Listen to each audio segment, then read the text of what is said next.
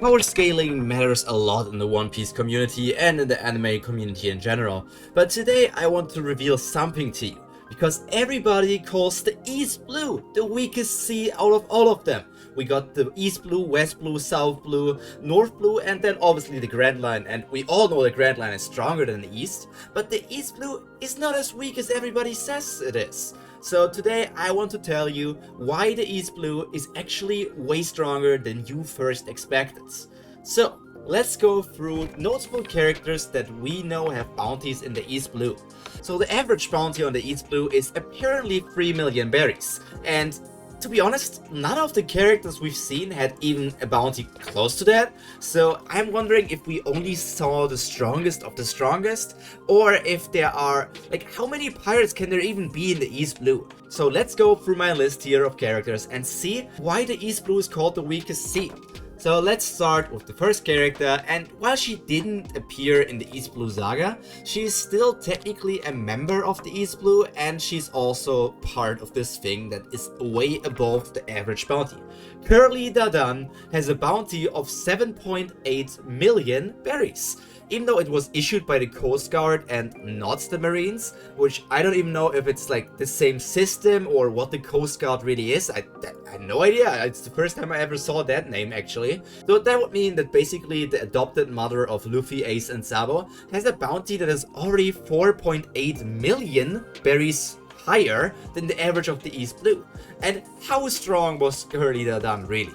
Or how much of a danger did she really possess? Because we know bounties are not all about strength. They also value if you are a danger to society, a danger to the project of the Marines, a danger to wherever you're stationed, and all these things. But we know that Curly Dadan it's only active in Fuchsia Village and like the Dawn Island area. So how much of a danger can she really be? And her having that high of a bounty, obviously not high in comparison to many other characters that we're going to see in the future of the story, it still makes me question, what did she do? Why does she have that high of a bounty? So Curly Dadan is my first example of this 3 million berry thing being kinda weird. It might have changed in the process because Curly Dadan already has a 7.8 million berry bounty. How can there be so many pirates in the East Blue that are below 3 million berries? If she's already up there, I cannot believe that many other characters are lower. And now let's go to our second character. Our second character is another Mountain Bandit from the same region. He's technically already dead, so you can already think that because he died around 10 to 12 years ago, you would think that his bounty would have only increased. This is Curly Dadan's current bounty, 7.8 million berries. But this character, Higuma the Bear, I think his name is, the Mountain Bandit from Fuchsia Village who basically kidnapped Luffy and was ready to face Shanks, had a bounty of 8 million berries. We all laughed, and everybody else in Shanks' crew also laughed that 8 million is not really an impressive bounty, but 8 million is an impressive bounty if you think that he never really left Fuchsia Village. He never left the island, and only with the stuff he did on that island, he went to 8 million berries. That is kind of a feat in itself, and we only saw him fight against Shanks or the King of the Seas, so that makes me think Shanks, that's the character who has over 1 billion berries bounty at that moment. The Lord of the Sea, it's hard to say how strong that creature is, because it was one-shot by Luffy at the start of the series, but Luffy at the start of the series is the same Luffy that won against Crocodile. So from the start of the series until Crocodile, Luffy didn't get any power boost technically. The first time he got a power boost was when he got Gear 2nd and then fought against CP9. So all that time span, when he fought against the Sea King and then against Lucci, well, Lucci not, but basically the first time he fought against them in Water 7, they were the same amount of strength, relatively speaking. Probably Luffy slightly grew because he had all these battles, but it's a comparable strength. So Higuma might have been a lot stronger than we at first thought, and just by statement alone, he has an 8 million berry bounty, so that's already higher than the 3 million average that we see in the East Blue. So if the joke of Higuma that we know has a higher bounty than that, you just think, who are the weaklings who only have 3 million or lower, because 3 million is the average? How many bounties are being issued? Because Luffy didn't get his first bounty after beating Captain Morgan. He didn't get his bounty after he defeated Captain Kuro. He didn't get his bounty after defeating Buggy even before that. Or he didn't get his bounty after defeating Dawn Creek. He only got it after defeating Arlo. Because it was only because Nezumi, the marine officer, basically said this guy is bad, give him a bounty, and then they saw all of his achievements and basically backtracked to see what Luffy did, and then he got all of the achievements at once.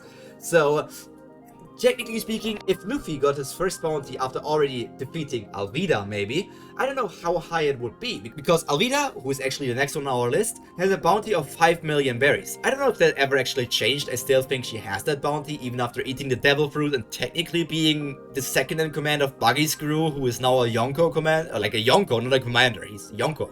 So Alvida probably has an increased bounty as well, but 5 million is the last update we got, and that also makes me think she's higher than average. But Alvida is ranked lower than Higuma and Curly Dadan on the bounty. So is she less dangerous in society? Like, she's an active pirate who's sailing around the East Blue. She has her base on Gold Island, so she's ruling over that island as well. And then she's sailing around different areas in the East Blue as well. So she's already doing much more than Curly Dadan and Higuma, but she has a lower bounty. So what the hell did those two mountain bandits even do?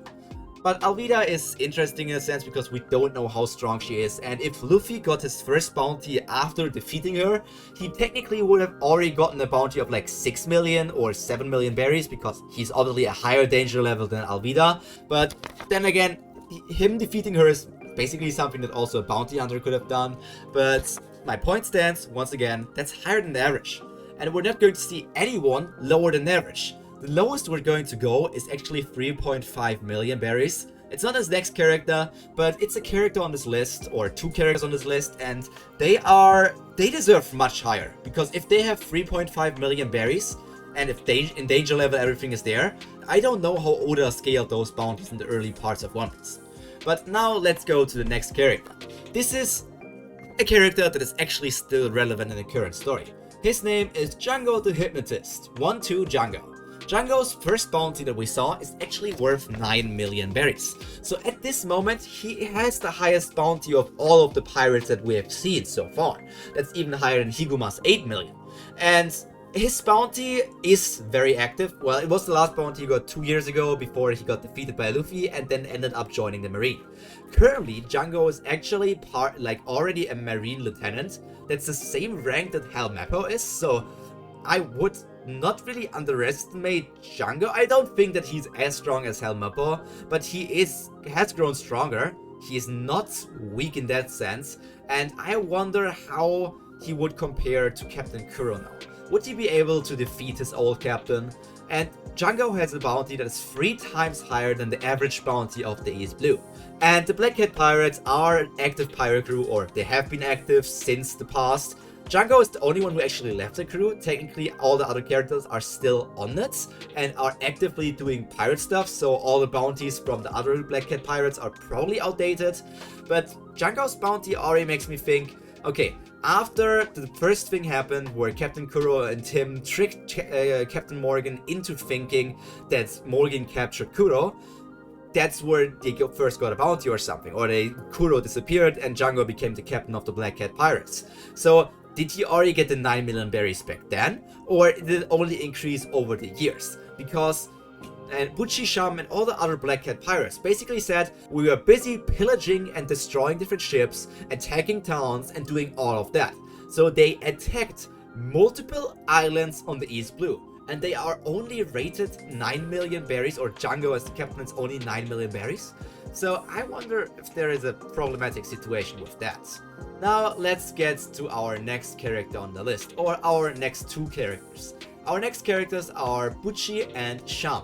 Those are the 2 characters I spoke about with the least amount of bounty in the East Blue, and it's 3.5 million berries each. So together, they are the first case of having a combined bounty similar to Dory and Broggy, but they are only combined to have a 7 million bounty compared to Dory and Broggy's over 100 million bounty.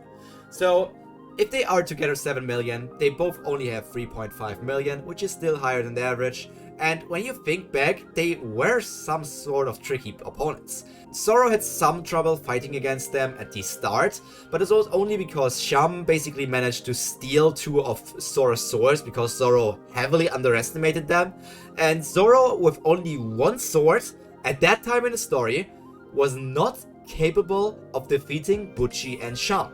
Zoro's 1 sword style, at this part of the story, was weaker than a combined force of the Nyaban brothers, which is very weird, and I don't know how to go about that. So 1 sword Zoro is weaker than a 7 million combined berry, bounty and danger level, and 2 sword we didn't see, but once he got 3 sword he basically managed to defeat them very quickly, and even after Buchi got hypnotized, he could defeat him in 1 shot. The only problem was that Zoro still said if 1 hit of Buchi hit him, he would have basically been dead. So Buchi was as strong to 1-shot Zoro. So I'm very confused about this whole power level thing and how strong these characters are.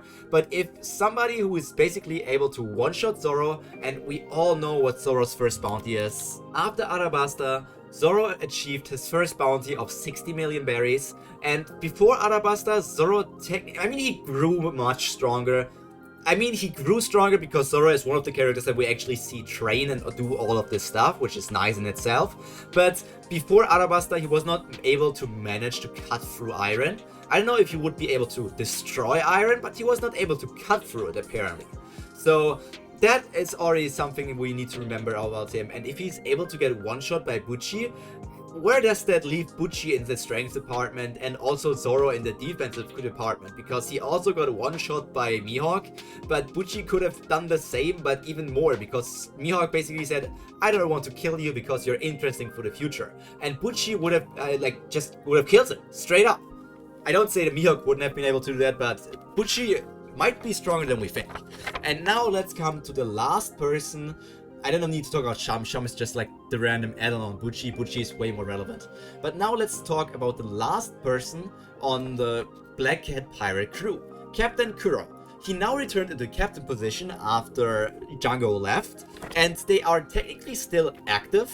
We saw that in Stampede and other things as well. We saw like some anime-only shots where he's still going on the ship and people talk with him about the new bounties Luffy gets and that stuff. But that just shows that he's still active.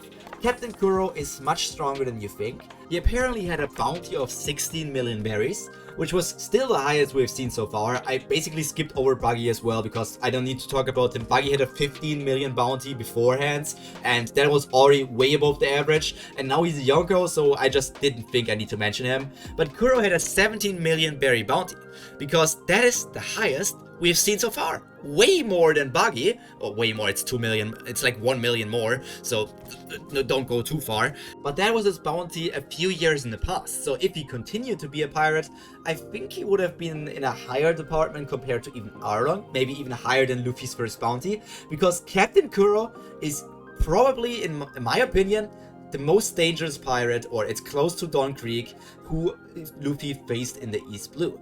Arlong obviously also up there, but Dawn Creek and Captain Kuro are often getting underestimated. And this is where I pull out the receipts, because there are 2 main points that make Captain Kuro way more dangerous than many people give him credit for. And East Blue Luffy did have to face some heavy hitters, and those guys don't make the East Blue seem like the weakest sea. In my opinion, they could have probably survived in the other seas as well. And if Dawn Creek wouldn't have been in the East Blue and wouldn't have had to face a character like Mihawk, he probably could have at least went through some stuff in the Grand Line. I don't think he would have instantly gotten destroyed. So, now here are my 2 receipts. In SBS Volume 8, somebody asked Oda about the intelligence or IQ of the different characters we have seen so far. And we learned that the character with the highest IQ at that moment of time was Ben Beckman. I don't know how high Ben Beckman would place in the current saga of One Piece with the Vegapunks, Judge, then we also have Caesar, we have Queen, Chopper. All of these characters are insanely smart, but I don't know how smart Ben Beckman really is, because we technically have not seen anything about him. And then, after Ben Beckman, the second smartest character we have seen so far in the story up till this point was Captain Kuro. And I wonder, how smart is he at this point? How would he place? Would he still be in the top 10 smartest characters of One Piece if we count all of the Vegapunks as one character? Most likely. So Captain Kuro is the smartest out of the East Blue, confirmed, because Ben Beckman is not out of the East Blue. He's not from there. So Captain Kuro is the smartest, and then Nami. So Nami is not as smart as Captain Kuro, and if somebody is smart, you already have to give him that. Yes, we know his plan of getting the money from Kaya was not technically the smartest thing to do, but he did achieve some stuff, and he's still going strong. He was not caught. He's still out there in the sea and still doing stuff. Who knows, he might even be in the Grand Line. Maybe he has 100 million berries bounty.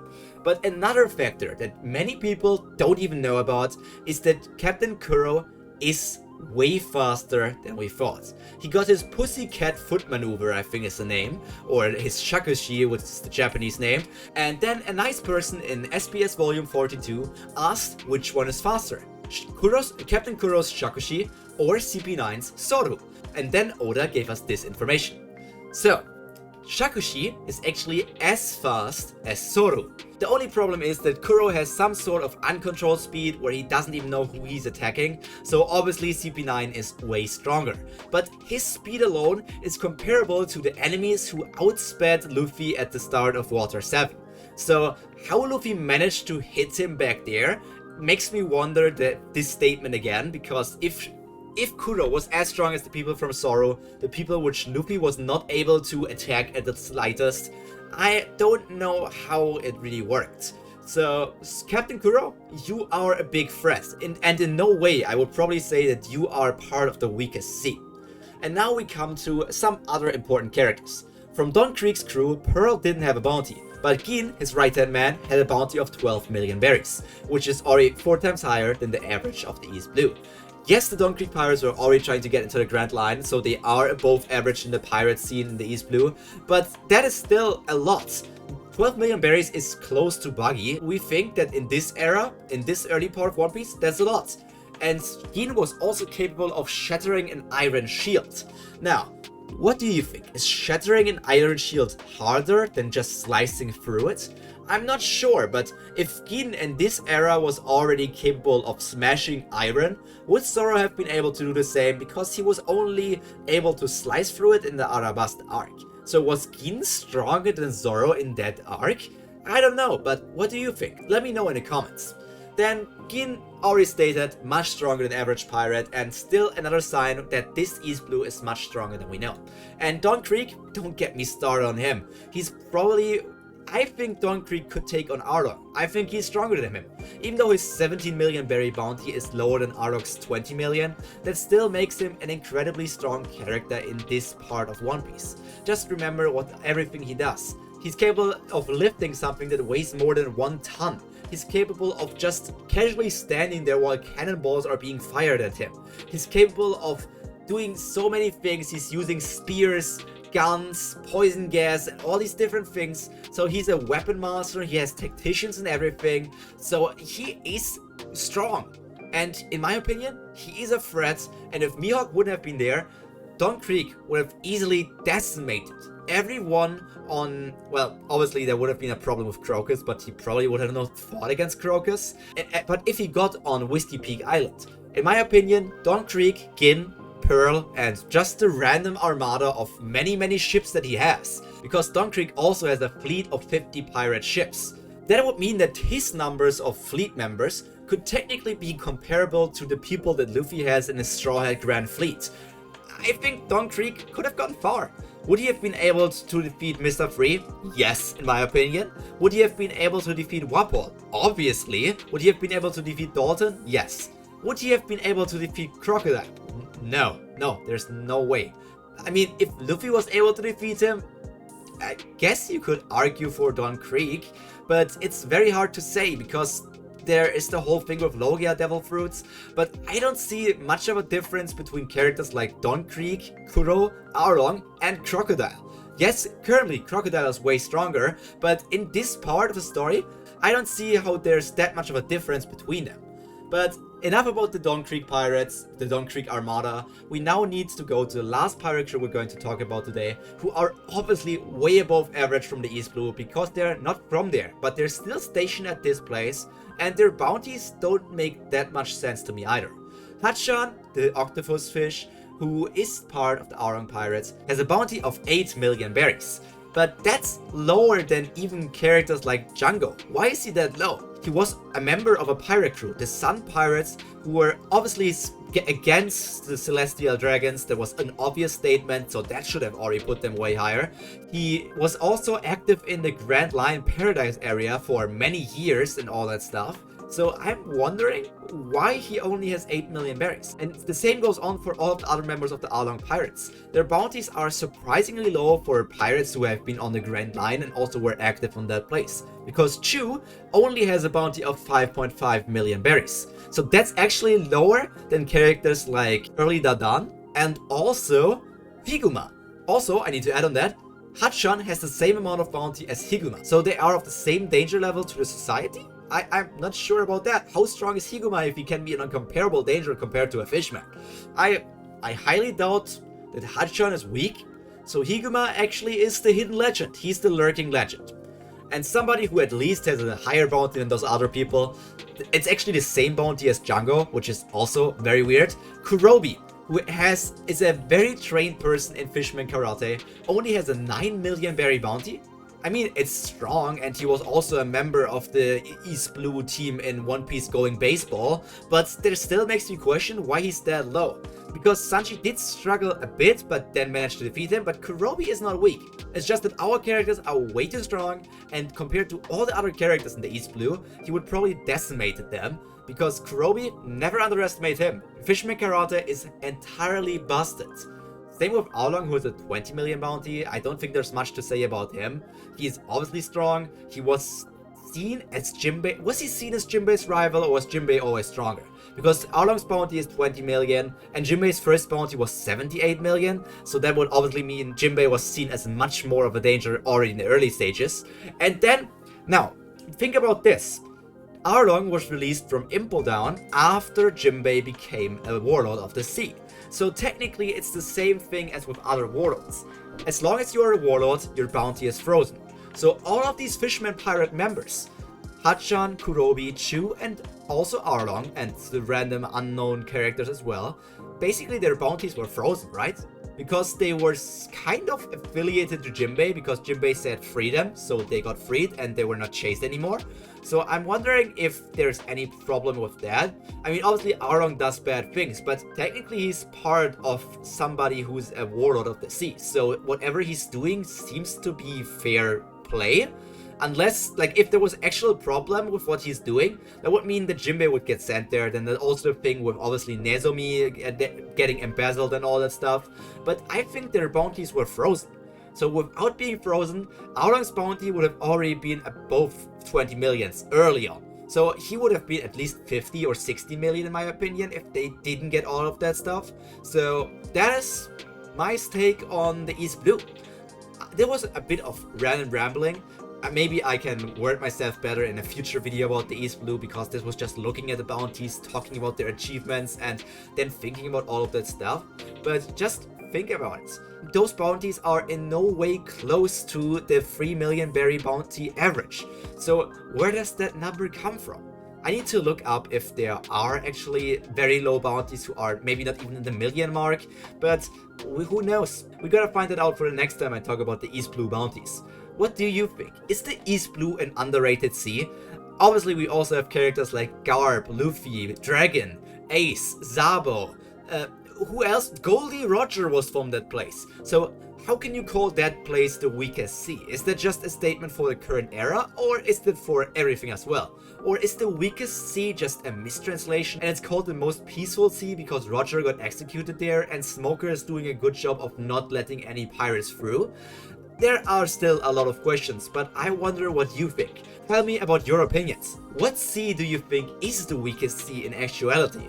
And that is all from me for today. All that's left to be said is stay happy, stay healthy, and most importantly, stay cultured. Pyro out. Bye!